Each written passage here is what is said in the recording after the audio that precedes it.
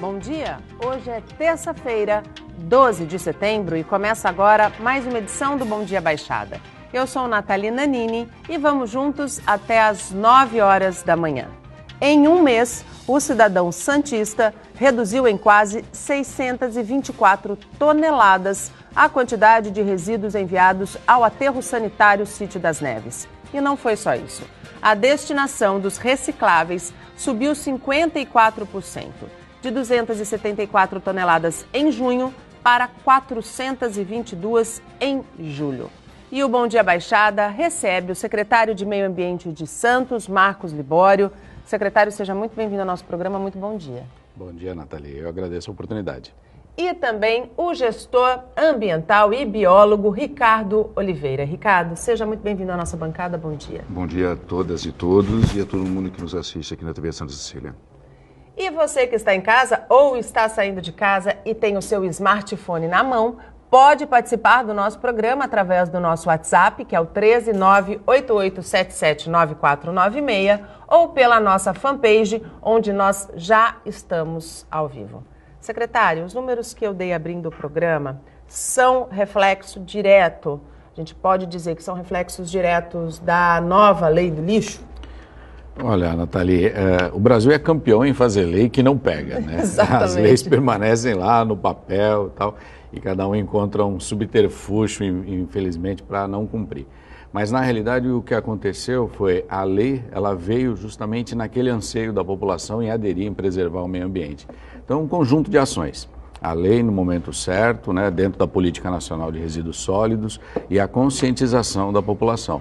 Dentro de alguns programas, palestras, todo um processo de envolvimento da população e dessa multiplicação da responsabilidade que a gente tem com o meio ambiente. Então, o resultado hoje reflete esse conjunto de ações. Foi uma grata surpresa, né, secretário? Uma grata surpresa. A adesão de alguns bairros foi realmente surpreendente, né?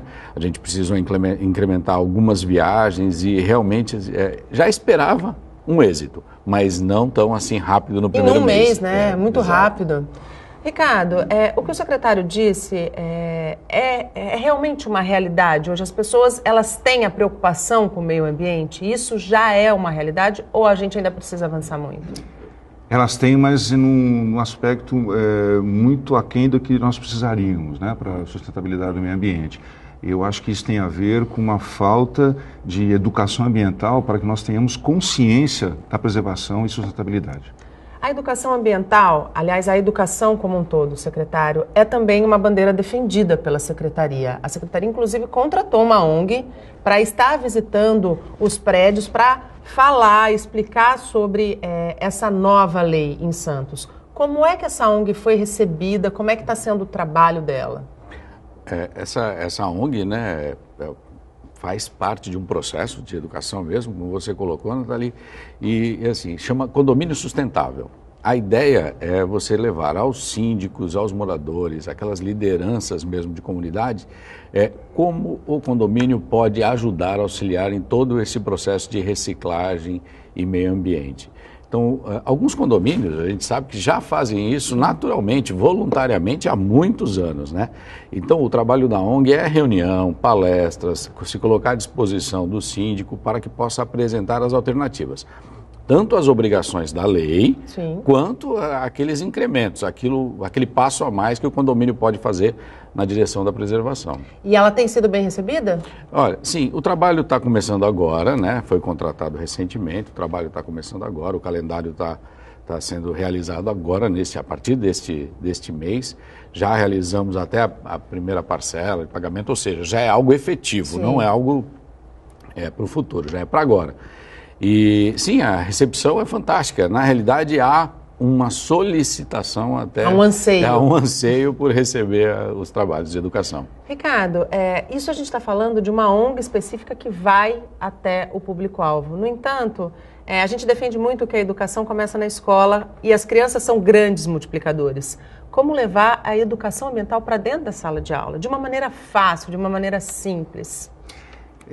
Essa ação que a Prefeitura está fazendo, como o secretário falou, esse ponto a mais, por exemplo, dentro dos prédios, poderia ser um processo de compostagem, né? A pesquisa fala que do nosso lixo, 52% ele é orgânico.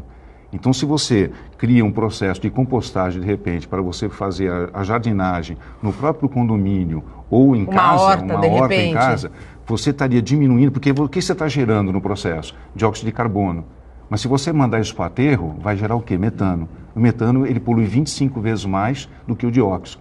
Então, essa situação da prática, esses processos de educação ambiental, não só na escola, mas gerado pelo poder público, seria um lado interessante de trabalhar a educação ambiental. Existe a ideia de levar a compostagem, por exemplo, secretário, em parceria com a Secretaria de Educação para dentro da sala de aula? A ideia? Sim, faz parte dos nossos planos, né? Nós estamos falando de compostagem em pequena escala e em grande escala também. A gente sabe que quando você envolve a criança, quando você envolve as escolas, você cria multiplicadores e principalmente fiscais. Exatamente. Né? Fiscais. E a compostagem, ela é uma das soluções viáveis, ecologicamente viável. Por quê? Porque ela trabalha todos os restos de alimento e provoca essa transformação. Né? Através você reutiliza aquilo que era considerado hoje um rejeito, um lixo. Né? O resto de alimento volta à produção como fertilizante, como adubo. E é possível fazer isso dentro de casa, assim, como o Ricardo falou, aproveitando em jardins. Isso gera uma economia ao próprio condomínio. Sem dúvida. Isso é interessante também.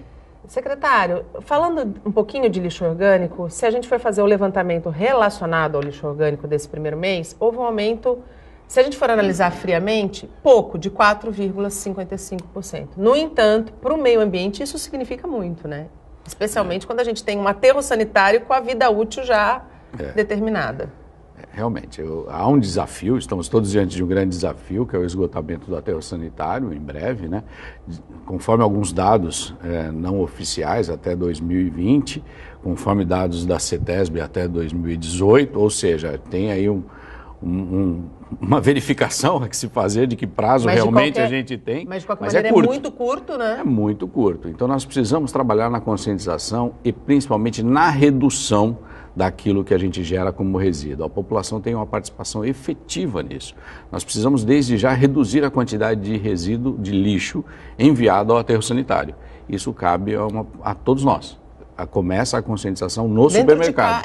Assim, dentro de casa, né? Se eu faço a minha parte, o meu vizinho faz a parte dele, o meu prédio faz toda a parte em conjunto, a gente vai gerando, eu acredito, que uma corrente, né? Que a gente pode chamar de corrente do bem, porque pensar no meio ambiente é pensar no bem que a gente vai deixar para as futuras gerações, né? Perfeito. É responsabilidade ambiental. A gente tem que entender. E, infelizmente, a gente hoje ainda observa algumas coisas que são absurdas, né? Porque a gente tem a lei, tem o trabalho de conscientização, vai de bairro em bairro, vai de porta em porta, conscientizando. E realmente, domingo eu estava indo para o jogo do Santos assistir. E aí ganhou do Corinthians, hein? Ganhou do Corinthians, que né? Bela vitória. Fica só aqui entre nós a felicidade. Que bela vitória. Mas eu vi uma pessoa, um comércio, despejando uma lata de lixo, um latão de lixo dentro de um contentor na rua. Quer dizer, isso é totalmente falta de responsabilidade, né? Então, infelizmente, a gente tem um longo caminho ainda nesse envolvimento, mas estamos trabalhando firmes. E eu vou mais além. Outro dia eu encontrei uma pessoa, eu estava dirigindo, o carro da frente abaixou o vidro e tchum, jogou lixo na rua. Eu já, por mais de uma vez, quando eu vi, eu já emparelhei meu carro e falei, você viu o que você fez? Jogou lixo na rua. E a pessoa se sente extremamente ofendida, acha que o que ela fez é normal. Por que é tão difícil mudar essa consciência? Eu brinco muitas vezes, eu conto uma história do 100º macaco. Foi nas Ilhas Fiji, tinha uns macacos que pegavam o fruto e lavavam porque tinha areia quando caía no chão. Aí o que acontecia? Ele apanhava. Aí alguns macacos, 10, 12, 20, faziam a mesma coisa e continuavam apanhando. Quando chegou no 100º macaco, todos os macacos da ilha estavam fazendo a mesma situação. Sim. Então nós temos que chegar no 100º macaco. Nós temos que chegar uma hora que essa pessoa que você questionou, ela vai ter vergonha. Então vai ser uma hora que a população, que o ser humano vai ter consciência que o certo é a preservação, é não jogar o lixo fora como você falou. E a gente consegue isso a médio prazo? Eu não falo curto porque curto eu não acredito, mas a médio prazo porque o meio ambiente não tá podendo esperar mais muito tempo. não pode esperar. E vamos pensar em consumo. Sim. Antigamente você comprava um produto, você não lia de onde que ele vinha, como que ele era feito. Hoje em dia, em grandes centros de consumo, a pessoa olha e vê se ele é extrativista, se ele é cultivado, a maneira que, se tem um lado social no seu consumo. Se a embalagem é reciclada ou não. Aí vai pesar no bolso. Sim. Também. Ainda. Aí Ainda, pode ser, né, que as empresas... É isso que está errado, né? Quando a gente mudar, eu acho que as alternativas para a preservação do meio ambiente não podem impactar tanto no bolso como ainda impactam do consumidor final, né? Quando a gente busca um produto reciclável, um produto orgânico, a gente paga muito mais ainda do que por produtos que não têm, essas empresas ainda não acenderam a responsabilidade social. Para você ter uma ideia, no processo industrial, quando você vai ver o investimento para uma sustentabilidade, para um produto... É altíssimo? Não. Não é? Não. Eu conheço uma cadeia produtiva na indústria, no agronegócio, que para você fazer um investimento dentro da indústria em sustentabilidade, 1,5%. Então as pessoas não têm essa noção. Acham que esse investimento é alto. E se você trabalhar os processos, ele não é tão alto assim. Ou seja, o repasse que o consumidor paga é puro lucro.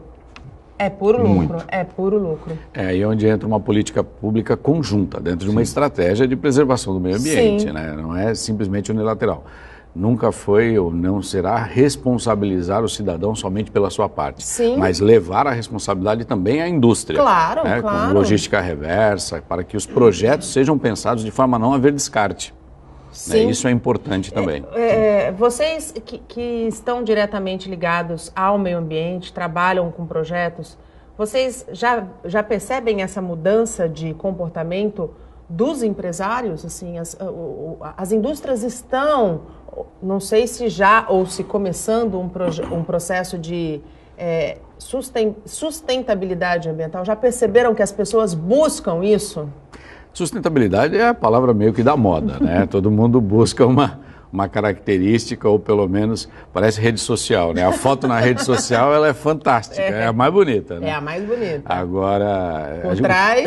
o que a gente precisa entender também é que realmente o que acontece, principalmente em tempos de crise econômica, há uma influência nas prioridades que a empresa toma.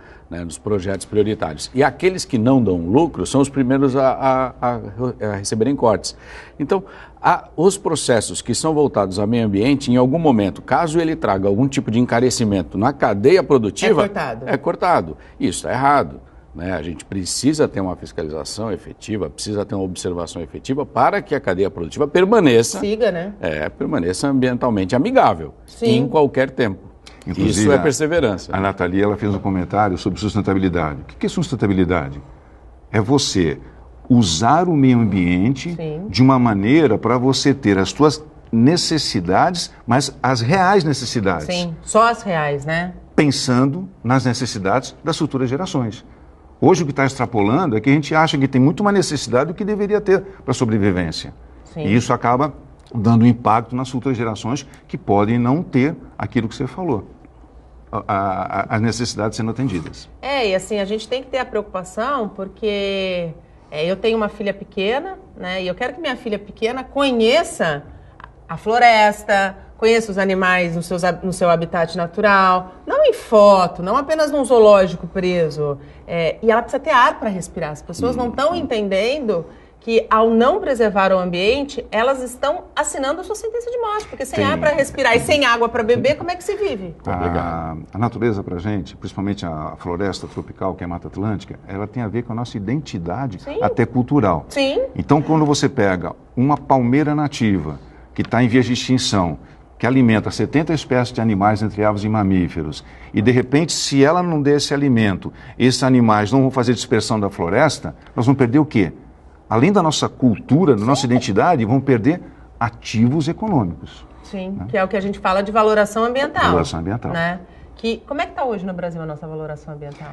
Então, há 500 anos atrás, vamos pensar, aqui é a Mata Atlântica, nós vemos a Mata Atlântica. Sim. Mata Atlântica tem mais biodiversidade que a floresta amazônica. Tá? É um dos biomas mais ameaçados do mundo. Aí Mata Atlântica está onde? Em 17 estados, mais de 3.400 cidades, 70% no PIB nacional e 150 milhões de pessoas morando, que as pessoas ficam do lado onde tem água. Aí o que acontece? Nós tínhamos 130 milhões de hectares. Hoje nós temos por volta de 15 milhões de hectares. Nossa. Um hectare é um campo de futebol. Sim. Então, quando você perde esse ativo todo, na situação de valoração ambiental, Robert Constanza é um economista ecológico. Em 1997, ele reuniu várias inteligências do mundo inteiro e ele pegou 16 biomas e elencou 17 serviços ambientais. Produção de água, captação de carbono, segurar a encosta, beleza cênica, princípio ativo para a medicina. E fez a valoração disso. Mata Atlântica, $2.007 por hectare ano, uns R$6.000. Tá? Por hectare. Por hectare. Nós perdemos no país 120 milhões de hectares. Nós estamos falando que nós perdemos por volta de 700 bilhões em serviços ambientais. Porque se eu... o que é mata? Não dá para recuperar, né? Não dá, mas tem que preservar o que temos aqui. Sim. São Paulo, Parque Estadual da Serra do Mar, 315 mil hectares.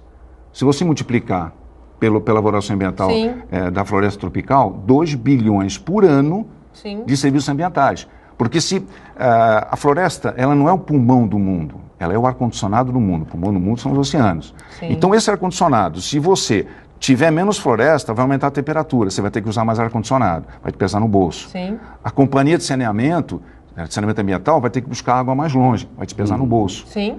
Então, essa consciência ambiental, através da informação dessa valoração, nós temos que ter. E não chega, né? As pessoas não têm essa informação. E isso dá para fazer a quantificação no bolso. Isso é no papel que você faz. A partir do momento que tem as catástrofes, por causa das encostas, né? ter essas chuvas todas, a partir do momento que esse aquecimento global... já ouviu falar em rios celestes? Tá? Quando você tem na Amazônia a evapotranspiração, você tem todo o regime de chuvas aqui no Sudeste é afetado. Alterado. E você tem um volume, praticamente, daquilo que desemboca o Rio Amazonas no oceano. Sim. Então, aí o que acontece? Não choveu em São Paulo. Por quê? Porque você desmatou, você cria um bolsão de aquecimento, aí essa chuva que deveria chegar aqui, ela vai para o Acre e desvia para o Peru.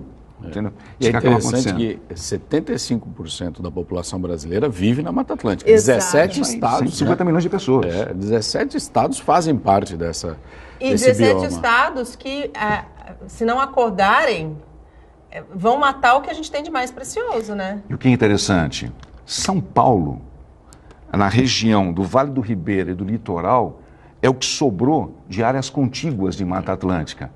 E é onde você tem os corredores gênicos.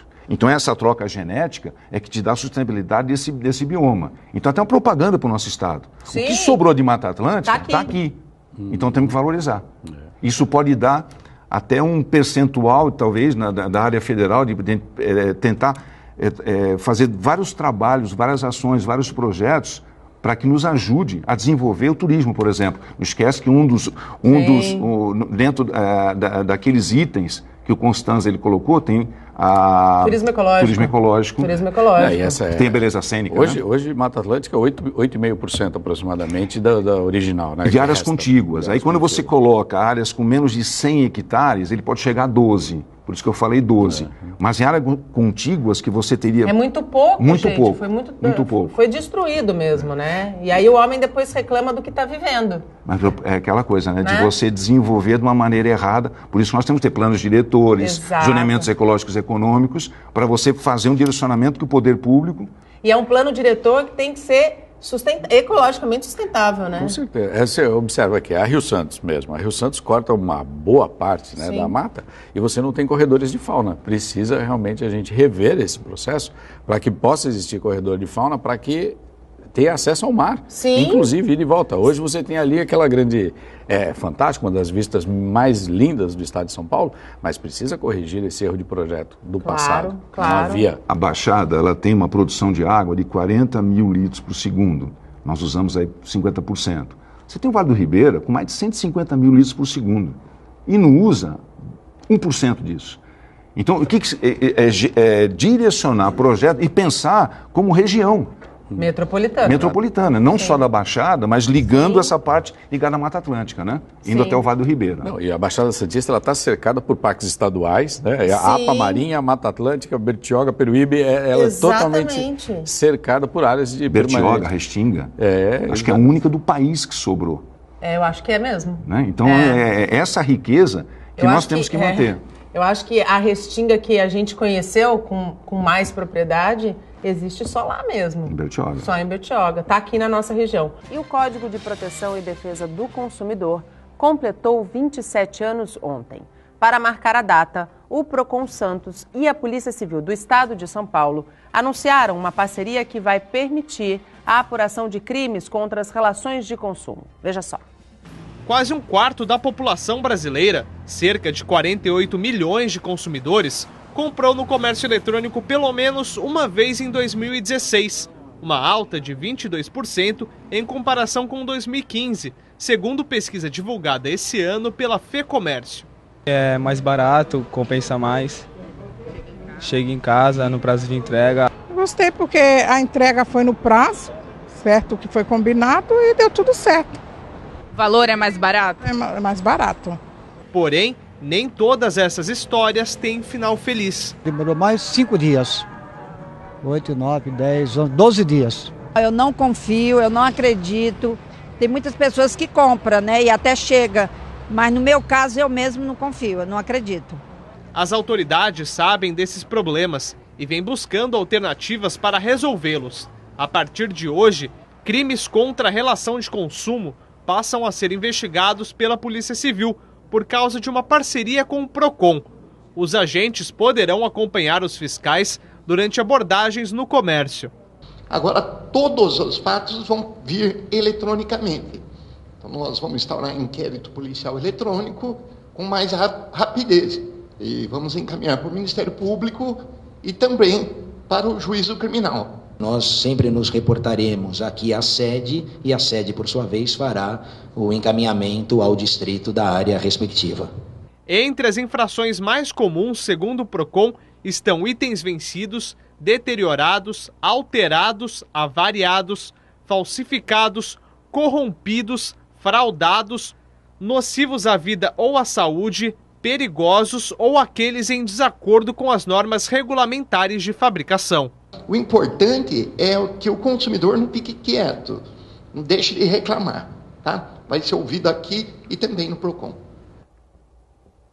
É isso. O consumidor tem direitos, deveres e quando seus direitos são, de alguma maneira, afetados, ele tem que sim, como diz o jargão popular, colocar a boca no trombone. Parabéns ao Procon, parabéns à Polícia Civil do Estado de São Paulo, que uniu forças para tentar coibir essas práticas que crescem com o crescimento das compras via internet. Denúncias sobre eventuais práticas ilegais podem ser feitas através do Disque Consumidor pelo telefone 0800 779 0151 e também direto no balcão de atendimento do Procon Santos, que fica no Poupa Tempo da Avenida João Pessoa 246, no centro da cidade. E a gente volta com o nosso tema central, com os nossos convidados. Hoje recebemos o secretário de Meio Ambiente de Santos, Marcos Libório, e Ricardo Oliveira, biólogo e gestor ambiental. Você que está em casa ou que está com o seu smartphone na mão pode participar do nosso programa através do nosso WhatsApp ou pela nossa fanpage, onde a gente também está ao vivo, já voltou para o nosso segundo bloco. Eu queria começar esse bloco falando um pouquinho do aterro sanitário Sítio das Neves. Como você bem colocou, secretário, é um desafio de todos nós, né? Já há algum estudo prático do que vai acontecer, seja 2018, seja 2020? Atualmente, a AGEM, que é a Agência Metropolitana de Assuntos, contratou o IPT para realizar um estudo, um diagnóstico e apresentar possíveis soluções, né? Esse estudo está em andamento, está acontecendo, tem até dezembro para que o IPT possa apresentar estas alternativas de destinação. a gente tem acompanhado, participado de algumas audiências públicas que foram realizadas, é uma equipe muito competente, tem buscado, inclusive, algumas experiências do exterior, né, e trazido para cá, Alemanha, Holanda, tal. Tem vindo um pessoal também com um caminho um pouco mais longo já nesse tema, para que possa estar contribuindo de alguma maneira. O que a gente percebe é que, realmente, estamos numa situação de muita criticidade. Não há outros espaços sem dano ambiental na Baixada Santista. Há espaços para novos aterros com menos dano, com menor dano. Mas né? que qualquer um tem impacto ambiental. Tem impacto ambiental. A nossa região ela é cercada de áreas de preservação permanente. Então, de alguma maneira, qualquer solução que seja dada, ela vai ter que ser avaliada com muito critério qual o dano ambiental. Que a gente sabe qual é o prejuízo para o meio ambiente quando o lixo é destinado de maneira incorreta, né? Exatamente. Ricardo, já que a gente está falando de aterro, é possível impedir que resíduos de tratamento de água e esgoto cheguem ao aterro? Primeiro vamos quantificar. Nós estamos falando em uma população de Santos, 435 mil habitantes, da Baixada 1.700.000, esses sistemas são integrados, e na temporada chega a 3 milhões. Então, o que você pode fazer? Os 3 setores da sociedade, ele tem ações e programas que podem mitigar esse tipo de situação para ser levada para o aterro. Então, por exemplo, em estações de tratamento de esgoto, nas EDs, o que você pode fazer? Você separa o lodo de esgoto, que é a parte física, né? A parte física, a parte sólida do líquido. Separou o sólido do líquido, você num processo de biodigestão, você cria uma massa de micro-organismos. Sim. E essa massa de micro-organismos, o que ela pode ser, o que ela pode gerar? Um produto, que é um condicionador de solo. Esse produto, ele pode ser levado para a agricultura. Tem característica de 60% de matéria orgânica, 7% de nitrogênio, 1,5% de fósforo, 0,2% de enxofre. Num país que vive do agronegócio, né? Não, e não é só isso. Aí ele tem também, nessa situação, ele tem micronutrientes. Como você falou, você pode mitigar o custo da agricultura. Então, você tem zinco, molibdênio, boro, entre outros.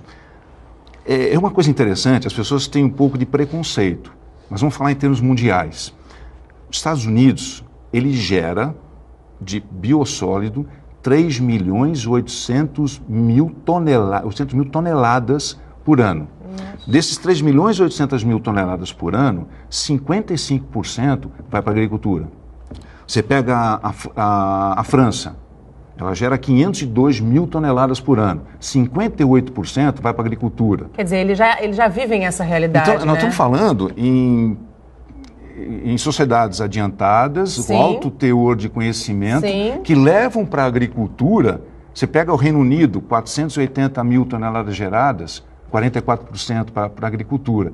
Então, no Brasil, primeiro que nós não temos muitas estações de tratamento de esgoto. Exato. Mas as que tem, principalmente aqui em São Paulo, nas estatais e no Paraná, né, elas acabam gerando esse lodo e por restrições, principalmente federais, você tem uma dificuldade de levar isso para a agricultura. Num produto. Certo. Então, você tem no mundo um direcionamento para levar isso para a agricultura. Aí a gente esbarra numa lei que nos impede. Resoluções que nos impedem.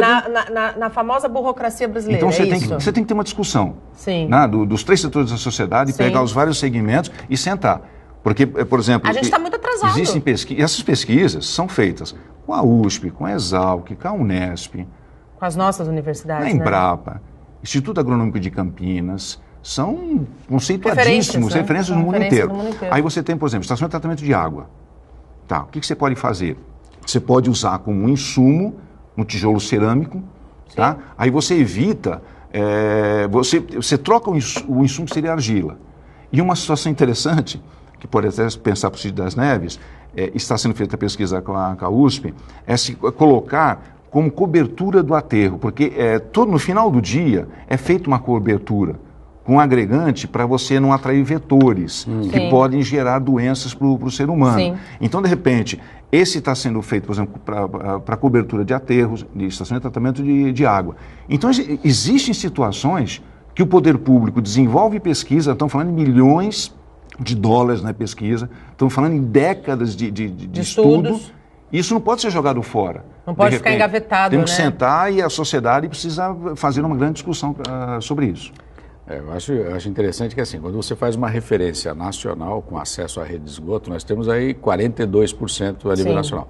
Santos tem acesso a 100% de água tratada e 99,88% de moradias regulares estão ligadas à rede de esgoto. Isso é a quarta colocada no Brasil em matéria de saneamento. Isso é uma grande vitória. Isso é uma grande vitória, porque a gente sabe que cidades e comunidades que não têm a água e o esgoto tratado têm a saúde diretamente afetada. A gente sabe disso, né? São dados aquele 1:4, né? 1% Exato. investido. Em Nova York, por exemplo, eles não tratam a água, eles filtram a água. Eles fizeram um projeto lá de mais de 10 anos. O que eles fizeram? Eles investiram $1 bilhão num raio, nas fazendas, com serviços ambientais, nas fazendas, num raio de 200 quilômetros. Eles investiram $1 bilhão e economizaram $7 bilhões. Porque o que chega lá já não vem poluído das fazendas. A gente consegue, no Brasil, ter o PIB verde? Olha, seria bem interessante. A gente conseguisse extrair de toda a produção tudo aquilo que prejudica o meio ambiente. Essa experiência aconteceu na China, lá em 2005. Há 12 anos atrás, né? Mas não durou muito, não.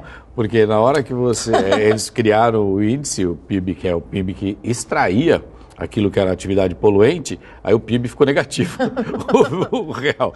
Então, eles tiraram essa coeficiente de sustentabilidade para mostrar somente o PIB como ele é. Porque o PIB ele não tem essa visão de sustentabilidade. Não tem ele ainda, é apenas um referencial econômico. Ele é referencial numérico, econômico. Mas deveria ter, né? Como dado Mas deveria ter. Que é interessante colocar, o PIB mundial ele hoje está avaliado em 13 trilhões de dólares, 18 trilhões de dólares. Se você fizer um trabalho em relação a serviços ambientais para valorar esses serviços ambientais, ele chega a 33 trilhões de dólares. Ou seja, quase dobra. Quase dobra. Quase dobra. E é interessante também o que eu falei em cima do biosólido. O resultado na pesquisa para a agricultura é espetacular. Sim, nós estamos falando em culturas como milho, soja, café, mais de 100 projetos na região de Franca. Você tem o trabalho feito com eucalipto também. Não, a questão da pesquisa do biosólido, você tem café, sorgo, milho, palmito, banana, culturas que já foram pesquisadas e o resultado agronômico é espetacular.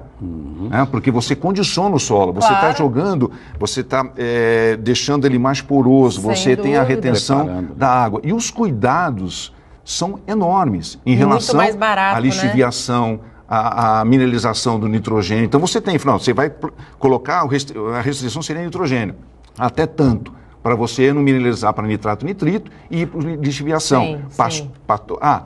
Você tirou o biosólido da estação de tratamento de esgoto, você pode fazer um processo, muitos lugares fazem, de compostagem. Sim. Aí pode ser usado, aí você teria um condicionador de solo classe A, que pode ser usado na formação de mudas e jardinagem, também é interessante. Ou seja, a gente tem tudo na mão, né? A gente tem todas as condições, a gente precisa de fato sentar, conversar para tirar isso... Combinar com todo mundo, né?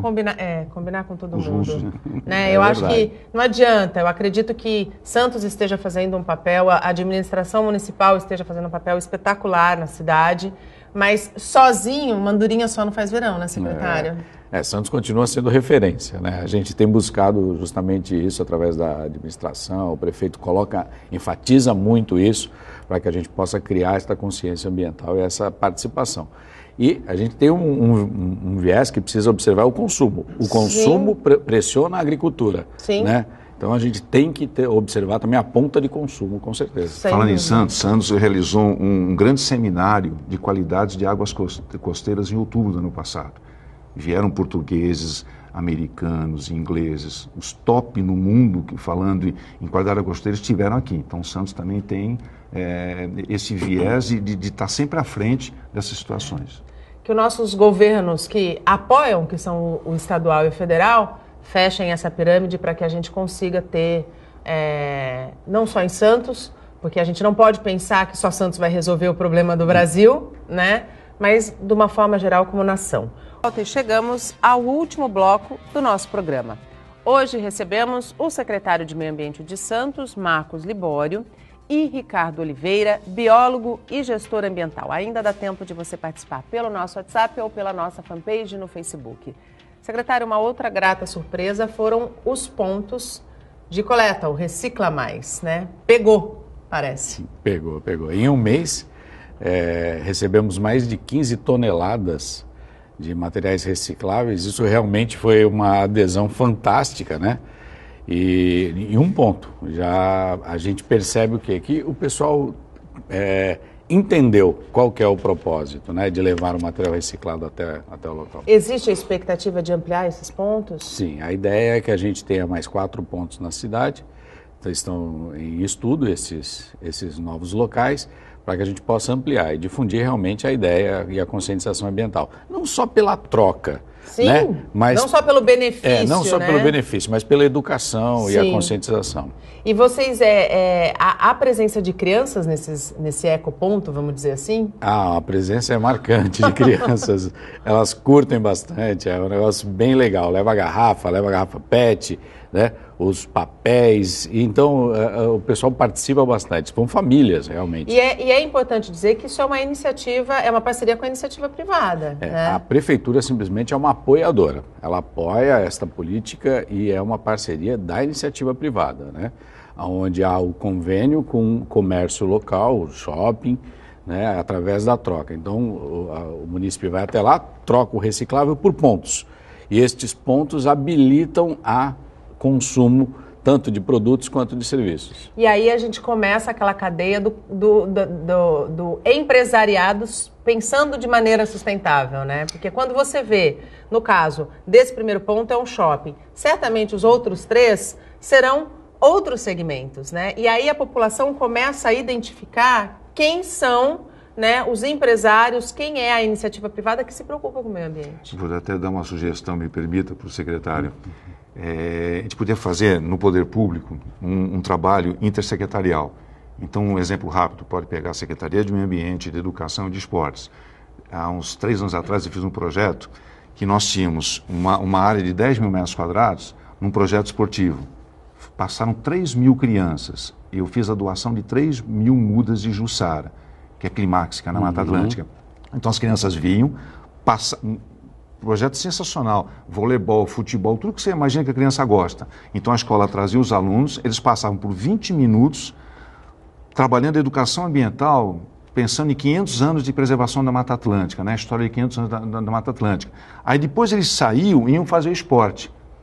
Só que elas saíam cada uma com uma muda de Jussara e ia para o colégio desenvolver um projeto no colégio. Então, por exemplo, Secretaria de Meio Ambiente capitaneando, né, fazendo toda a articulação. E Educação e Esporte, você tem um trabalho intersecretarial, sim, impactante na sociedade. Ricardo, acontece, isso acontece, a gente tem empenhado bastante nesse sentido. Domingo agora mesmo houve um evento na Praça Palmares, aqui no Canal 4, que era um evento de skate. Skate, né, para pessoas com algum tipo de necessidade.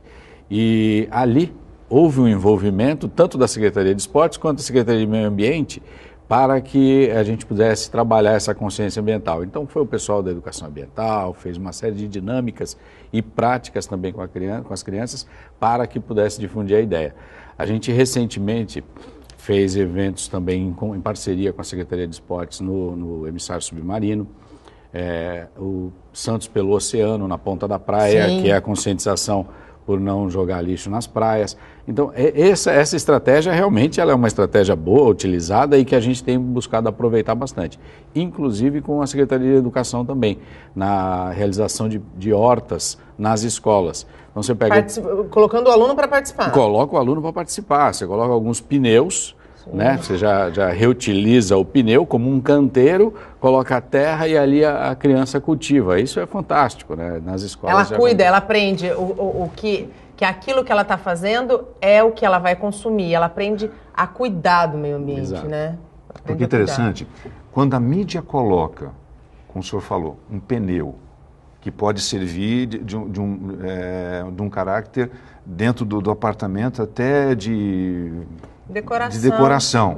A mídia coloca aquilo, decoração. A gente tá as pessoas acham interessante. Então ela dá uma puxada. Aí a secretaria dá informação, as pessoas têm a consciência da informação e colocam no dia a dia. Sim, sim. Aí a coisa anda. E a gente quando a gente pensa em pneu, não é só o meio ambiente, mas a saúde, porque a gente tem que pensar na dengue também, né? É um grande criador do mosquito da dengue. Então, assim, quando a gente retira, a gente garante a qualidade do meio ambiente e preserva a própria saúde, né? E essas atividades que o secretário falou são interessantes porque elas não lidam só com a parte ambiental, mas a parte física. Porque quando você vai fazer algum trabalho no meio ambiente, você está tendo uma atividade aeróbica de força. Sim, então tem toda essa integração, né, entre as atividades físicas, ambientais. Eu queria dedicar, a gente tem pouco mais de 9 minutos, né? A gente se estendeu um pouco mais para falar sobre o lixo, mas eu acho que merecia mesmo, porque foi fantástico o resultado.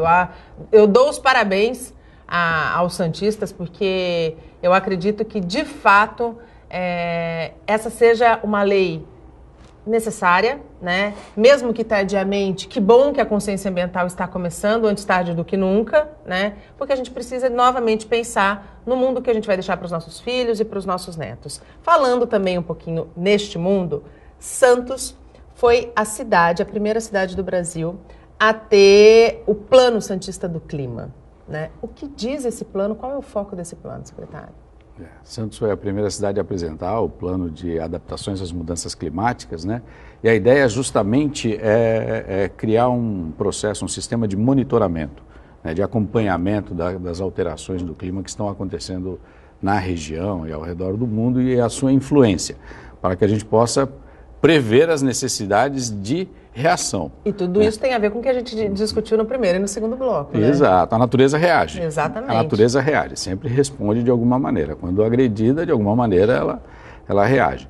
E o plano, ele busca realmente você observar dentro da cidade quais são aqueles fatores de maior emissão de gases de efeito estufa e buscar mitigar isso, né?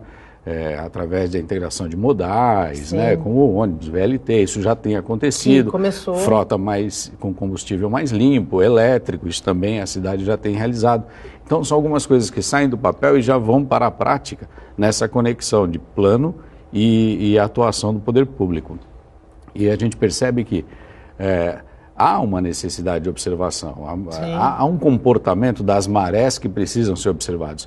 Santos tem uma cota que é uma cota assim, de bastante observação. Algumas regiões da cidade, naturalmente, tem uma cota baixa, né? Uma altura com relação ao nível de mar mais baixo, como é o caso da Zona Noroeste. Então você precisa antecipar as necessidades de drenagem, uma série de fatores Antes de uma ressaca muito grande, antes de uma tempestade muito grande, porque a gente sabe o que acontece, a gente já sabe o que acontece, né, secretário? É isso aí. Você precisa colocar a população em uma situação de alerta, de atenção, uma reação natural mesmo que precisa acontecer com aquilo que acontece nas cidades costeiras. Sim. Não é uma peculiaridade de Santos. Na realidade, o que a gente tem aqui é uma grande concentração. Santos é a cidade mais verticalizada do Brasil. Sim. Então, nós estamos muito concentrados numa ilha. Então, tudo que acontece acaba variando, afetando muito. Mas essa questão de elevação das marés do clima afeta em toda a costa brasileira. Mas Santos apresentou, em primeiro ponto, realmente, com o reconhecimento do Ministério do Meio Ambiente, esse pioneirismo, o plano de adaptação à mudança climática. Aliás, o governo federal pretende usar esse plano como modelo para o Brasil todo, o que é ótimo, né? Já que nós estamos na casa, a Universidade de Santa Cecília, junto com a Sabesp, está fazendo uma grande pesquisa com cientistas apoiados pela Prefeitura, de modelos matemáticos da Bacia de Santos. Sim. Junto com tudo que deságua em relação aos rios, para você prever essas situações de mitigar os processos que podem acontecer no futuro. O arquiteto engenheiro, quando projeta uma casa, ele não está protegendo o meio ambiente, ele protege o homem. Exatamente. Porque o meio ambiente, quando vem, ele vem com tudo, ele vai estar aí para sempre. Né? A gente Nós viu, que talvez não sejamos. A gente viu o Irma, né? O medo do Irma lá nos Estados Unidos, o pânico que causou e a destruição por onde ele passou no Caribe, né? Então, assim, a gente estava brincando na redação, nossa, é o início do fim do mundo, né? Porque quando a gente vê reações tão drásticas, porque é o meio ambiente agindo mesmo, é o meio ambiente dando as respostas, talvez para o egoísmo do homem, né? Esse consumo desenfreado, né? Essa necessidade. Eu fico pensando, assim, como que uma pessoa pega um rótulo de um alimento E olha lá, tem vários componentes, acidulantes, pestidulantes, flavorizantes e tal. Como é que a reunião de 20 elementos que não são alimentos pode se transformar num alimento? Não é alimento. Então a gente tem que perceber isso, né? O consumo pressiona a indústria. Então nós temos que ter essa participação consciente realmente do que nós estamos consumindo. O que nós estamos obrigando a pecuária, a agricultura a produzir. Porque esse consumo exagerado acaba provocando essa reação. É cada vez mais o uso, né, de remédios, de medicamentos no gado para que ele possa resistir mais às doenças, possa engordar mais rápido. É cada vez maior a fome por pastos, que provoca desmatamento, né? Então, não é uma cultura vegana, não é disso que eu estou falando. Eu estou falando de uma consciência ambiental, de você observar aquilo que é alimento e realmente comer o alimento. Eu tenho experiência de 22 anos no agronegócio. Aí tem uma situação interessante. Então eu não vou colocar agrotóxico, eu não vou colocar inseticida. Então eu vou trazer o quê? Vou fazer um trabalho biológico para controlar os coleópteros. Tudo bem. Antigamente eu importava o feromônio sexual da fêmea daquele besouro da Costa Rica. Aí depois eu me certifiquei que não preciso fazer isso. Claro que não. Eu faço uma armadilha biológica, cai o besouro, a fêmea lá, e ele faz essa atração. Então, eu não preciso usar nada ligado à parte que não seja biológica para fazer esse trato. Uma situação interessante. O conhecimento do homem é espetacular. Início do século passado, Santos tinha 40 mil habitantes, morreram 20 mil. Né? Então, Saturnino de Brito, ele viabilizou a cidade. Então, você vê, um dos maiores sanitaristas do mundo viabilizou uma cidade num sistema de drenagem e que viabilizou o porto e viabilizou a cidade como um todo. Esse tipo de conhecimento é que nós temos que ficar procurando. Procurando e aplicando. Eu acredito que a melhor maneira da população contribuir com o meio ambiente é sendo e tendo um comportamento consciente daquilo que consome. Secretário, mais uma vez, muito obrigado pela participação do senhor aqui no programa. É sempre um prazer. Seja sempre muito bem-vindo. Muito obrigado, Nathalia. Obrigado, Ricardo. Obrigado a todos. Ricardo, muito obrigado pela tua participação aqui conosco e pelas importantes informações colocadas ao nosso telespectador. Eu agradeço a oportunidade, cumprimento o secretário pelo belo trabalho e você pelo programa espetacular. Muito obrigada. O Bom Dia Baixada fica por aqui. Você pode ficar bem informado sobre tudo o que acontece na região e no mundo acessando o Santa Portal. Não esqueça de curtir a nossa fanpage no Facebook, nossa página no Instagram e no Twitter. Eu volto amanhã às 8 horas da manhã. Tchau!